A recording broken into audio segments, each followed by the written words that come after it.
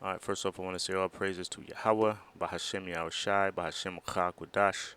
Double honors to our apostles and elders at GMS, and to the elect doing the work in sincerity and in truth. I want to say shalawam. There's GMS precepts and our chud here.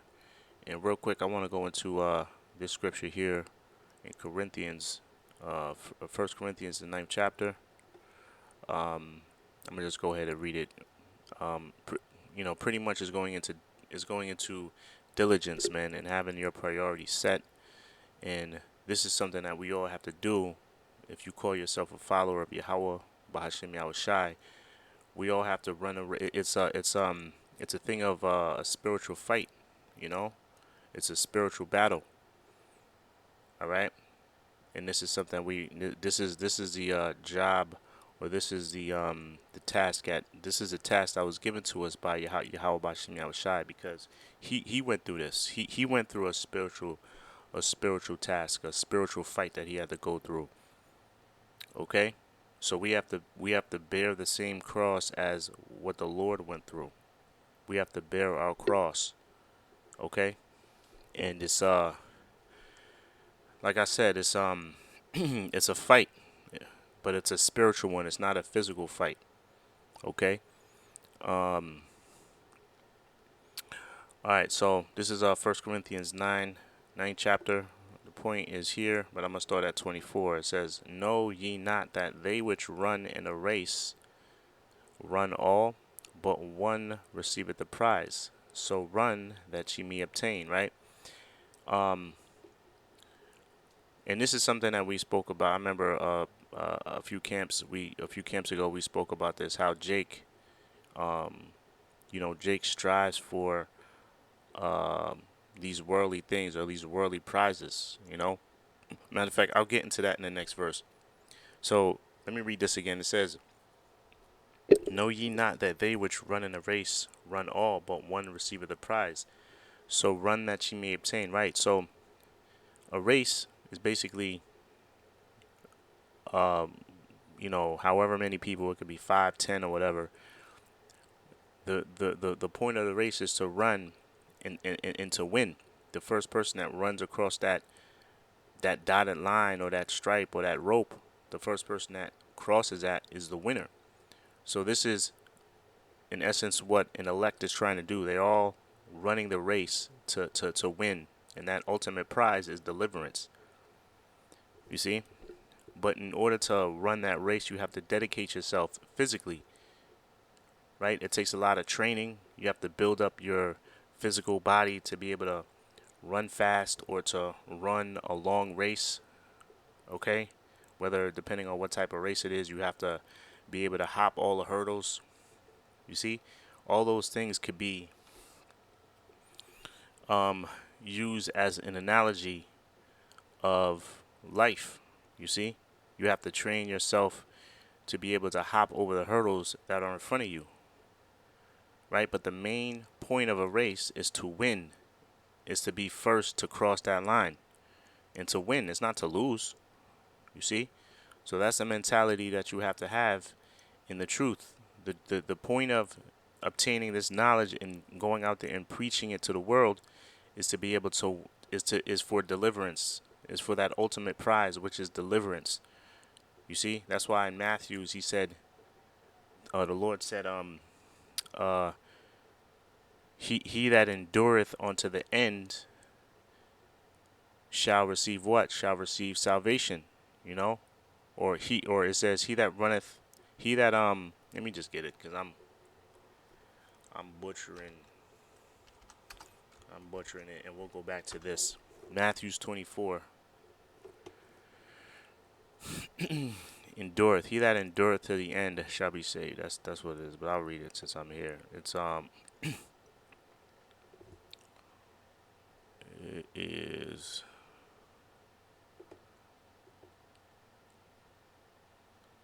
he that here it is. This is Matthew's 24:13. It says, "But he that shall endure unto the end, the same shall be what? The same shall be saved." Okay? The same shall be saved. Let's go into some of these words. Endure. G5278. to remain, to tarry behind, right? To remain, to abide, not recede or flee, to persevere, to endure, bear bravely and calmly ill treatments, understood under misfortunes. It says to persevere under misfortunes and trials, to hold fast to one's faith in Yahawashi. Okay, and that's what the elect is gonna do. They're gonna be the remainder. That's why it says, what is that? Isaiah 10:20 or 20:10. Them that remain. Okay, that the 1/3, the elect, remain out of the whole multitude, out of the nation of Israel. Those that endure unto the end, the same shall be what? Saved or receive deliverance. So that's what we're doing. But in order to remain or endure unto the end, you have to have your priorities straight. You have to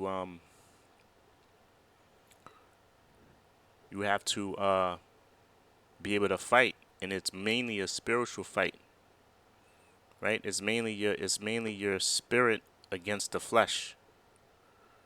Okay.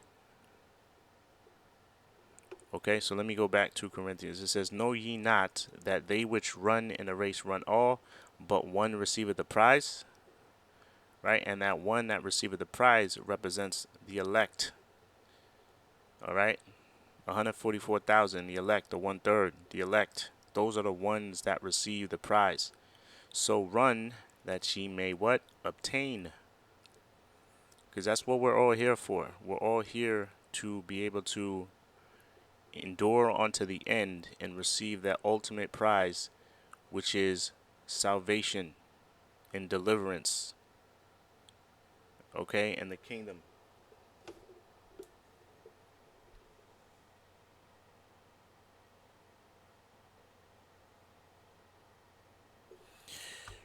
Just got a little text here, right? So, excuse me. Let me continue. And then verse 25 it says, "And every man that striveth for the mastery is temperate in all things." Now, it says, "Now they do it to obtain a corruptible crown, but we an incorruptible crown." So let me go into that again. So it says, "And every man that striveth for the mastery is temperate in all things." Right? And this is the example that I thought of. We spoke about at camp, and this example comes up frequently because it's a good analogy, referring to how Jake in the world, whether it be sports stars, certain athletes, or just a regular old Jake that goes to school, he strives for a certain mastery. He strives for a certain goal or a prize. You have athletes, in the NBA that might dedicate their whole life to winning championship or championships, or a certain title to be labeled the GOAT or the greatest of all time. Right? They might dedicate their whole life for that. Right? But that crown, that title is just a corruptible crown. They can't take that title. They can't take their rings. And when a chariot is beaming up the elect, they can't say, look, I got these rings. I got these championships. I got this certain amount of, I made six figures, I'm the only one in my family that I went to college. I got these many degrees. You see, you can't use those monetary, you can't use those you can't use those worldly prizes to receive salvation. You see? What it takes a spiritual thing. It's a spiritual thing, man. Let's see, look at these different versions. NIV, everyone who competes in the games goes into strict training. They do it to get a crown that will not last. You see? But we do it, now this is referring to the elect, but we do it to get a crown that will last forever. Okay? To be labeled or to be chosen and be delivered from by Yahawah, Yahawashi is the ultimate prize, man. Is the ultimate goal. Okay? All right, to stand stiffly and boldly for the name of Yahawah Yahawashi is the ultimate is the ultimate prize, is the ultimate title anyone could receive. So that's a crown that's incorruptible, right? To be delivered, to be labeled the elect, and there's 144,000 of them, man. You see, they're gonna be the top. They're gonna be the aristocrats of Israel. All right, because they're the ones that stood stiffly and believed before anybody else. When everybody else was against them, they believed. Okay, and then you got the believers as well. All athletes are disciplined in their training. They do it to win a prize that will fade away. Excuse me. But we do it for an eternal prize. All right? We do it for an eternal prize, and that crown that we're going to receive is a crown. We're going to be crowned by the Lord himself. An incorruptible crown, man. Let me get that since I mentioned it. Let me get second Ezra's. I'll get that real quick. Second Ezra's. This is a beautiful story of the crowning or coronation of the elect. All right.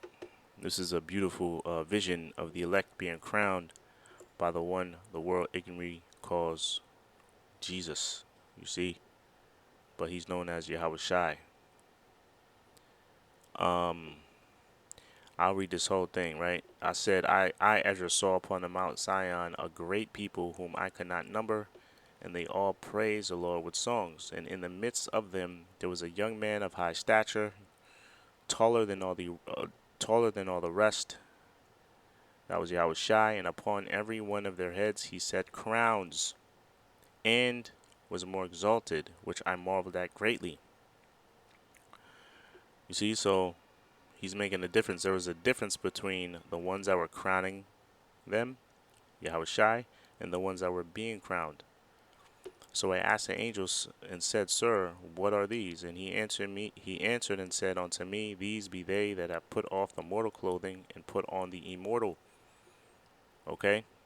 The mortal clothing is things of the world, striving for masteries of the world, striving for being called the GOAT of the NBA or the GOAT of football, or receiving the top sales rep in whatever industry, or top drug dealer, these niggas nowadays, or top R&B singer, all these mortal masteries that Jake dedicate their lives for.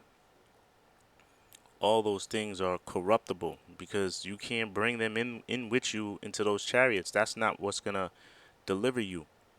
What's gonna deliver you are spiritual things, man. Or what's gonna deliver you is a belief and your dedication that you put into that belief. All right, the work. Right, when everyone else didn't believe, you went out there and you did the work. All right, and put on the immortal clothing, and you were disciplined. You remained disciplined. That's the other key, because to be disciplined is a sign of mental toughness, man. All right, but Jake has the ability to be disciplined. They're just disciplined in things that's not gonna save them. All right, and put on the immortal, and have confessed the name of the Most High. Now are they crowned and receive palms. Then said I unto the angel, What young person is it that crowneth them, and giveth them palms in their hands? So he answered and said unto me, It is the Son of the Most High, whom they confessed in the world. Then began I greatly to commend them that stood so stiffly for the name of the Lord. So that's the key, right? Standing stiffly for Yahawah or Yahawashi. But that takes a level, like I said, it takes a level of discipline to do so. Right? Did I read, I think I read that, right? Everyone that competes, yeah. All athletes are disciplined in their training, right? They do it to win a prize that will fade away, but we do it for an eternal prize. For every athlete exercises self-control in all things. They do it to receive perishable wealth, but we an imperishable. I think, yeah, beautiful. So that point is made. Last one, it says, but I keep under my body and bring it into subjection, lest that by any means, when I have preached to others, I myself should be a castaway. All right, so this is powerful too. This is Paul basically saying he expects the same what he does. Like he doesn't want his work to be um all his work. He doesn't want his work to be void if he doesn't remain disciplined himself, right? Because what he's doing, he expects others to do also. Because he's like, if I have the ability to do it, see, Paul had he had a high he had a high expectation for people, right? And it probably came across as offensive to some, but if you look at if you look at if you look at the reasoning behind it, you'll see it that it's out of love. All he wants everybody he wants uh he want what he wants people to be delivered as well. Ultimately, he wants the ones that are dedicated to be delivered as well. So he's expecting a lot, which could come across as offensive to some. But like I said, if you look at the root of it, he just wants everybody. He just wants you to be dedicated and receive deliverance. You can't be mad at that. You know, that's why he said Paul said I be rude in speech but not in knowledge. Right? But he was also fearful of that too. That's why he also, but the thing is, he expected a lot from others, but he also expected a lot from himself. And this is why he was disciplined, right? But I keep under my body and bring it into subjection. So basically he's saying he controlled his certain desires, right? His fleshly desires, or his carnality. The carnality in him, he tried to keep it under check. I keep under my body. I keep it under check and bring it what? Into subjection, meaning he controls it. Lest by any means, when I have preached to others, I myself should be a castaway, meaning if I don't, right, and I preach that to others, he is basically gonna be like I'm gonna be a hypocrite. Oh, matter of fact, I think here it is.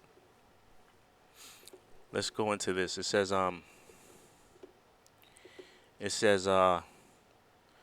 let's see, meaning of the phrase, right?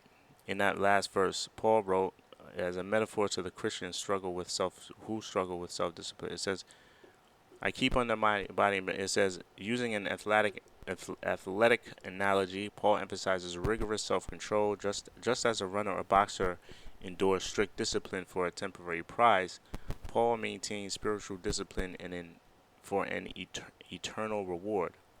The body represents not just the physical form, but the sinful human nature, which must be made a slave to the spirit rather than the master. This mastery requires actively resisting sinful desires and carnal impulses. Right? And the more, and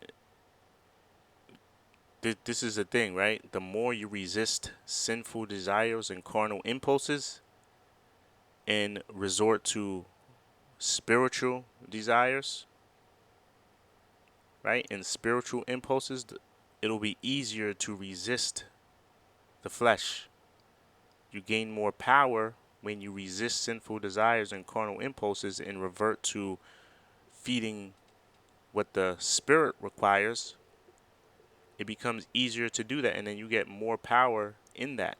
And it's also a flip side to it. The more you the more you submit to your sinful desires and carnal impulses, the harder it is to um feed the spiritual side. You see? So this is why he said he put his body under. Well, how do you say it? He says, "But I keep under my body and bring it into subjection." Right? It says, "Paul maintains spiritual discipline for an eternal reward. The body represents not just a physical form, but the sinful human nature, which must be made a slave to the spirit rather than the master." So, um, that's why. Who said it? I believe it was in the gospel. Yahawashi. He said, "You cannot serve two masters." You see, you cannot serve two masters. All right, you can use that as a metaphor or an allegory towards the spirit and the flesh. You can't serve the spirit and you can't serve the flesh. You have to. It's either one or the other. All right, in us being in His truth, we have to serve the spirit. It's going to be a fight.